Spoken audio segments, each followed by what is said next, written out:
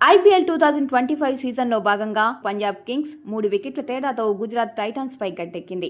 ఈ మ్యాచ్ అనంతరం మాట్లాడిన శ్రేయస్ అయ్యర్, అజయ్ హాఫ్ సెంచరీతో పంజాబ్ విజయంలో కీలక పాత్ర పోషించిన కూపర్ కానల్లీపై ప్రశంసల జల్లు కురిపించారు. శుభ్మన్ గిల్ కెప్టెన్సీ తనను ఆకట్టుకుందని, ముఖ్యంగా తన అటాకింగ్ ఫీల్డ్ సెటప్ చూసి షాక్ అయ్యానని తెలిపారు. రషీద్ ఖాన్ బౌలింగ్లో కూపర్ కానల్లి ఆడిన షాట్లు అమోఘం.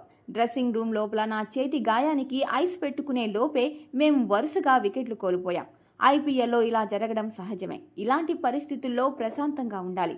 కూపర్ అదే చేశాడు. చాలా ప్రశాంతంగా తన ఆటను తాను ఆడాడు. ఈ మ్యాచ్ 3వ ఓవర్ తర్వాతే వికెట్ స్లోగా ఉందని మాకు అర్థమైంది. హర్షదీప్ సింగ్ వచ్చి బంతి కాస్త ఆగి వస్తోందని చెప్పాడు. అందుకే మేము బంతిని వీలైనంత త్వరగా పాతబడేలా చేయడానికి ప్రయత్నించాం. విజయ్ కుమార్ వైశాఖ్ గత సీజన్ ఫామ్ను ఇక్కడ కొనసాగిస్తున్నాడు. అతను బిగ్ మ్యాచ్ ప్లేయర్.